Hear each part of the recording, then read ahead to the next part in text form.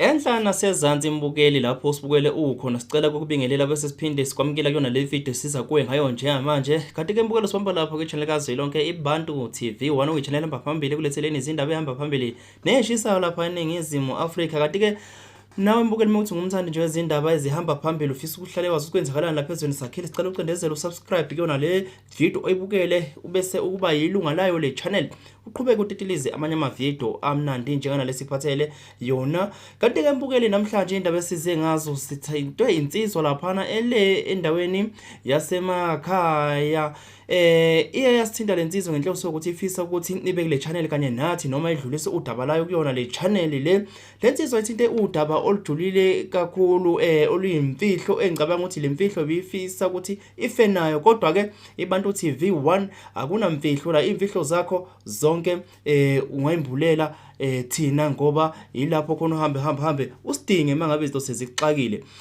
Ibantu TV 1 ke izoyifunela lensizwa ngoba lensizwa ikude kakhulu kade thina sikhona lapha eGoli. Lensizwa ile eNatali endaweni zasemakhaya. Sivumelene ukuthi cha kulungile udaba la ingalidlulisa ngokuthi seyifonele njengoba siqala sifonela thina ke sothatha ithoti nasifonele mesifonela isichazeke inkinga yayo insizwa kafushane nje kodwa udaba lithinta imali izinyanga ukuthwala. Njengamanje ngizoyithinta insizwa efonini. Mengiyithinta insizwa izobe sichaza ke sesihlala phezu kodaba nayo. Ngicela nje ukuthi ngibukele ngivele ngithinte njengamanje.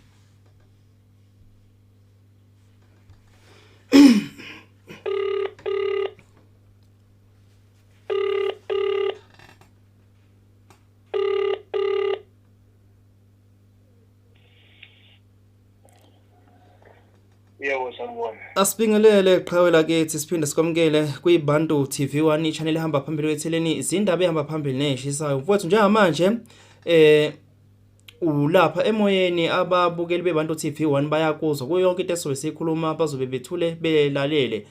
Ngiqala mfowethu ngikunika ithuba lokuthi ubingelele ababukeli beBantu TV 1 bese uphinde uzisho ukuthi ukuphi nendawo umfokaba noma igama ungazolisho.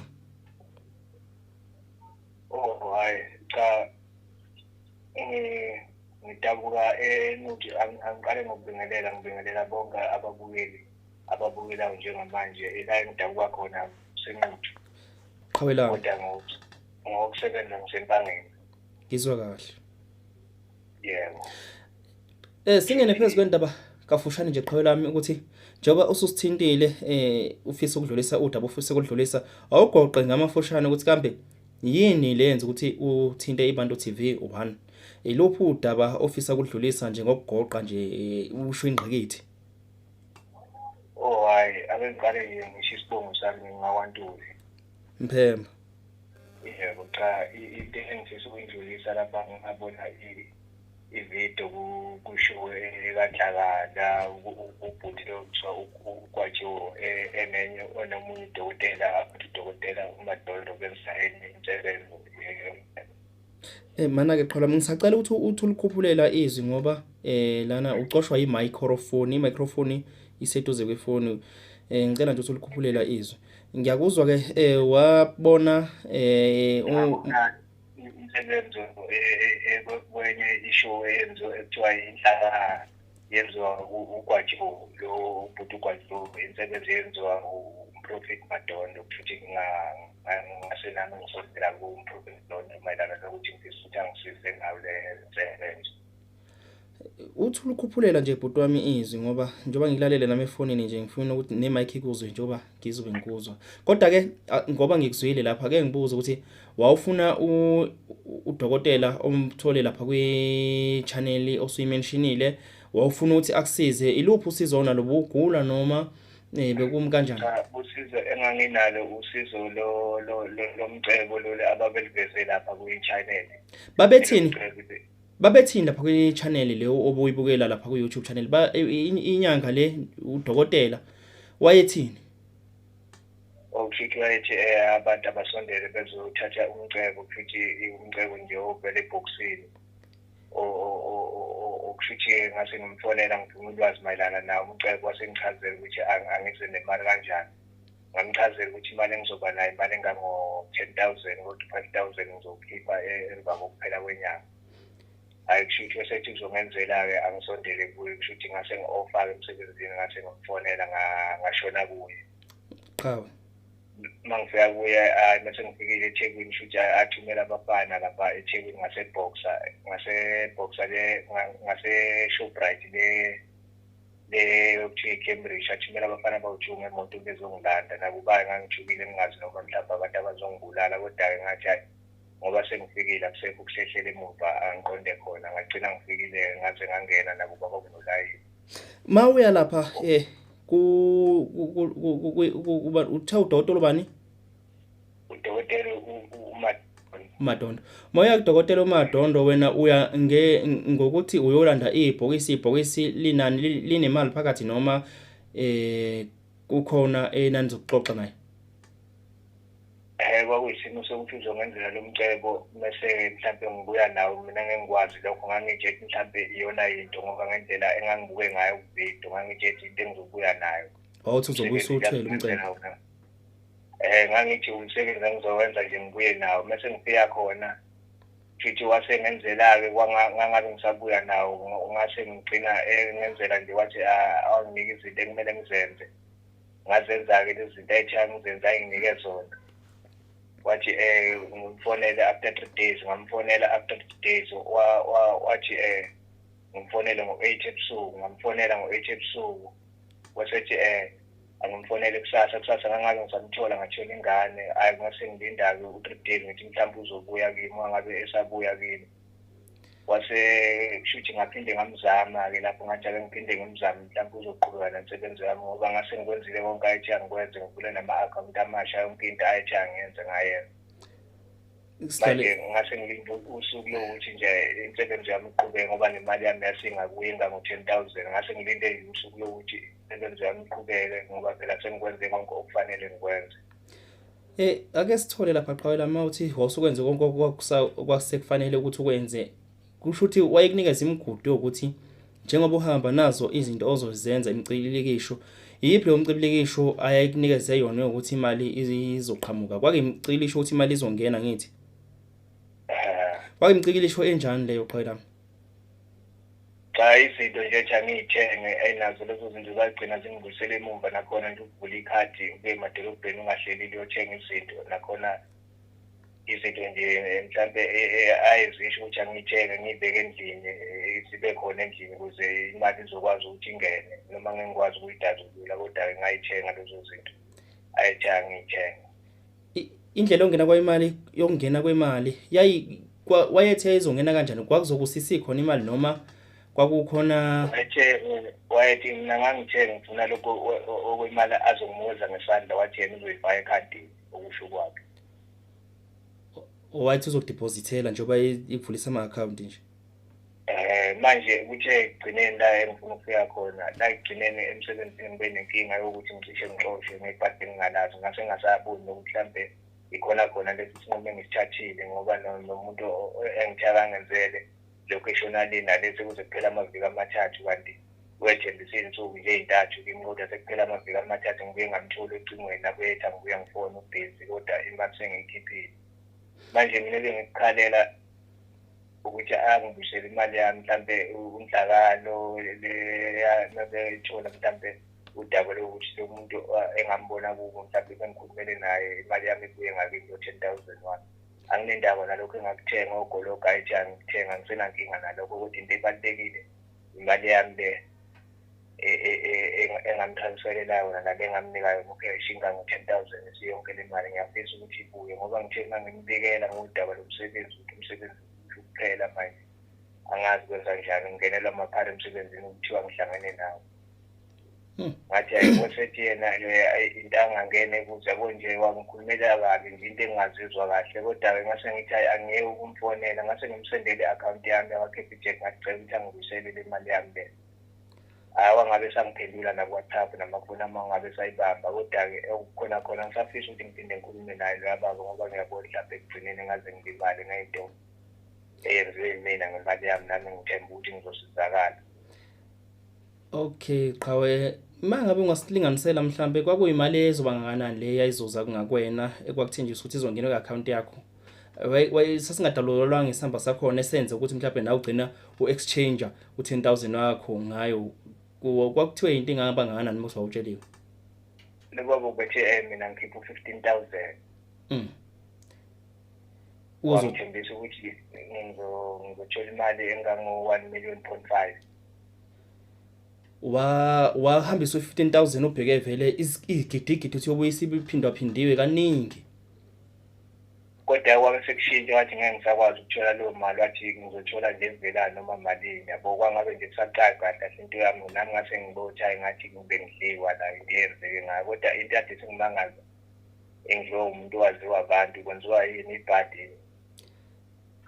Uyaziwa uDr Bani Madondo lo umuntu owaziwayo Umuntu owaziwayo nje ngisho kuma-video akhe akhona ngisho lapha ku-YouTube nje usearch yakho la Mountain Prophet Madondo.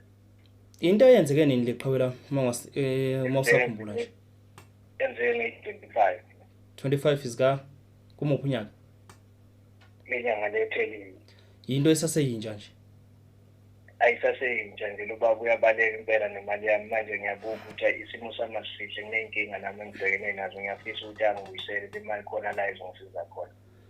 Ngaphambi kokufonela iBantu TV1 ilupho olunye yimiphi eminye imizamo ke wayithatha ukuthi mhlambe ufinyelele kubaba uMadondo ngokuthi mhlambe ukwazi ukuthi uyothola imali yakho imiphi eminye imizamo ke waba nayo ukuthi ufinyelele kuyena ngendlela yokuthi umdlulisele umyalezo noma ufike qathatha Cha ukuthi ngisekhona wangikhipha ngendlela futhi ngeke ngize ngibone ukuthi nje angizophinde ngabona kwakhe lokho ngiyakwazi. Izama ngingayizama ukuthi ngikhulume naye kodwa akakwazanga ukuthi angiphendule impendulo ngitholanga ngoba futhi into ebeyinkinga kakhulu ukuthi akekho nomuntu ebengaxoxa naye into efana nale ngoba phela lento kahle kahle ube seyiphendule sengithi kufunakala imbuzo ezimbili njani ngabuthi sekufana nokuthi ngiyathwala imali yathi mina bengitshele ifana nemali esheshayo kodwa-ke ebekade ekhulume ngokuthi nge-25 million nge-5,000 kodwa manje usekhuluma into engafani nalezo ezivumelane ngayo ekuqaleni kanti ukuthi umuntu ubekade engangiphenduli nje ungitshena into le kusasa angithenele ngithenge lokhu kusasa uzongitshena okunye futhi kusasa ngithenge okunye yabo izinto zakhe nje zimoshela impilo kakhulu yabo zihlakaza yonke imali enginayo.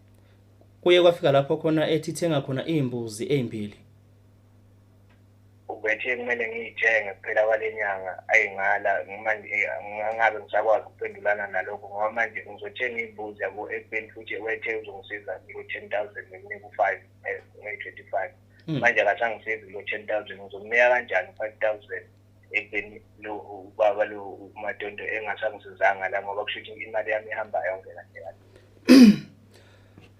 manje njengoba ethi thenga izimbuzi sekindlela ukuthi uyathwala lokho wena mengukuthi uza nendlela yokuthi uyathwala leyo ndlela uyindlela obungayithatha yini leyo wena ngokwakho nje Ani bengasona isinqumo ngisithathayo leso kahle kahle.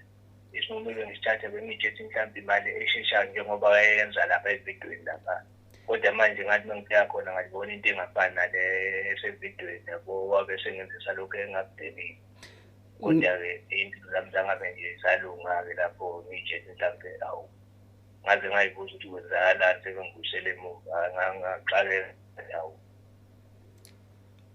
Ngiyakuzwa qhawela lami kodwa ngokwakho uma uthi uyabuka akufani nokuthi ubusuthwala uma ngabe usebenzisa amakhathakhatha ukuthi uthole imali esheshayo.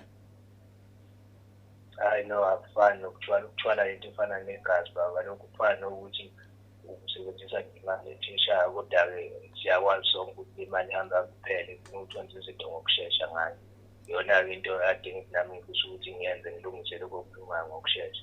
Yebo njengoba usushayela eqhawela lami iziphi izinto noma ikuphi ungafisa ukuthi kwenzeke njengamanje nje awuhlele izinto ngendlela ukuthi wena ngomqondo wakho uma uhleli uwedwa ubuka ngakhona izinto ukuthi mengase hambe kanje njengoba zaqhamuka kanje uma ngase futhi ibuye kanje awusihlahlele lapho ukuthi ubufisa ukuthi kwenzeke njengamanje. Cha into ebengiyifisa nje ngifisa ukuthi mhlawumbe ubaba ngicela ukukhuluma eqhawe izwi lizwakala ngiyacela eqhawe lami ngoba i-microphone ayiblakwanga efonini. Hayi cha into ebengiyifisa nje ukuthi ubaba mhlawumbe ngiqolise nje kwimi ukuthi mhlawumbe ngikhuluma kabi ngaye kodwa anginayo inhloso yokuthi ngikhulume kabi ubaba futhi angimazi ukuthi akude nasekhaya into ekuyiyona nje ngifuna imali yami ngoba nami umuntu ubhekene nezimo ezimba njengamanje akumele ayilungise. Ngiyafisa ukuthi imali yami ibuye mhlawumbe ngingakwazi ukuthi ngilungise imali yami ngoba imali yami ekubabe ngango-10,000. Ngicela ukuthi laba abangikhombisa ividiyo ababa kahle kahle lelo hlelo mhlawumbe lona ngiyacela ukuthi ngisiza ngiphoqelile ngiyacela ukuthi nalo engathiwa liyakhona ukungisiza nanoma ilokhu uhlelo mhlawumbe elokwazi ukuthi ngisize. Ngicela ukuthi ngincede ekutheni ngikhulumele nobaba angibuyisele imali yami ngoba mina angisakhulumi ukubamba amakhosi akhe ngiyamesaba ubaba ngikhulumi nokuthi ngingathini kuye ngoba manje ngiyacela ngiphinde futhi ngixwayise abantu base-South Africa ukuthi bengakholelwa amavidiyo ey'nyanga lezinto esibuka la kuma-YouTube simosha idatha lethu. Izinto ezenzeka ku-YouTube ezikwesinye isikhathi ziku-YouTube kuphela nje ngoba ekugcineni mina ngagcine ngiyitshela ukuthi naye ubhuti lo wayo ile khampani engangiyibuka ukuthi cha naye mhlawumbe uhlangene nayo inyanga ngoba sekwenzeka kanje. Nami senginembuzo eminingi nje ngayo ukuthi noma nawe usebenza nayo ukuthi idonsa abantu ngale ndlela yokuthi naye ngathi izinto ziyenzeka kanti asenzeki indaba kimi engasenzeki. Kuzwakale kahle qhobe lami. Ngicela ukubuza ukuthi ngabe emakhaya la endaweni yangakini bayalazi lolu daba lakho? Hayi cha no, ekhaya bengakaze ngibabikele kodwa isimo sami bayasibona ukuthi sihlehlele emuva. Angifisi ukuthi ekhaya bayithole kodwa-ke sinoma sengathiwa bayithole into engiyifisayo impilo yami ukuthi ingabi ngento yokuthi bengifisa ukusizakala kodwa ngiyabona ukuthi hayi lento ingimisela impilo yami. Into enza ukuthi ngibuze le mbuzo ngobuza ukuthi ngabe ekhaya noma endaweni yangini bayalazi udaba lakhe ngoba njengamanje asikaze sikuveze ukuthi ubani.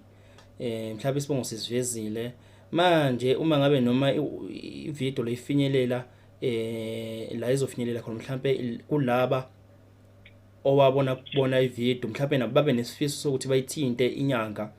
Inkinga izobe sekutheni ubani lo udinga usizo lokuthi indaba yakhe ithathelwe inyathelo. Mhlawumbe wedwa obhekene nalenduku okwashawa ngalenduku qhawe manje mayifika indaba ngale kudokotela udokotela uyibuza uthi hawu yini njengoba ngibadabula bebangaka nje imuphi ke lo osebuya manje. Manje ubhuti ngamanye amazwi uchaza ukuthi kumele ngizishiye igama. Awusho isibongo nendawo nje ukuyona ngcono. Bengithe ngisempangeni la engikhona ubaba uyangazi kahle nje nguNtuli osempangeni. Hayi asibambe lapho esibongweni nasendaweni ohlala kuyona ngicathi nibaningi nike navakashela udoctor. Ngiyacabanga ukuthi okunye ngakusebenzisa inamba yami ngithi inamba yami unayo. Ngiyacabanga ukuthi mhlawumbe inamba yami mawukuthi khona ongangisiza angithinti inamba yami ngiyacabanga ukuthi ungayiveza la. Hayi lokho akusiyo inkinga soyiveza inamba mfowethu lokho akona inkinga nencane soyiveza inamba hleze naye uDr Madondo lo uzobuya mayibona ivideo mhlawumbe mayifinyelela kuyena mhlawumbe nenhlaka production izoyidlulisela ivideo kuyena. Ngicela ukuthi mhlawumbe axhumane nani nabo Nhlaka production lapho mase mina ngibonelwa yinina nacanga ngikwazi ukukhuluma naye. Ngibonelwa yinina mayelana nokuthi mhlawumbe ngiyasizakala ngemali yami noma cha yabo into kanjani. Lokho mfowethu akusiyinkinga ngabe kwenzeka ngalendlela ofisa ngayo sokwela kuwena.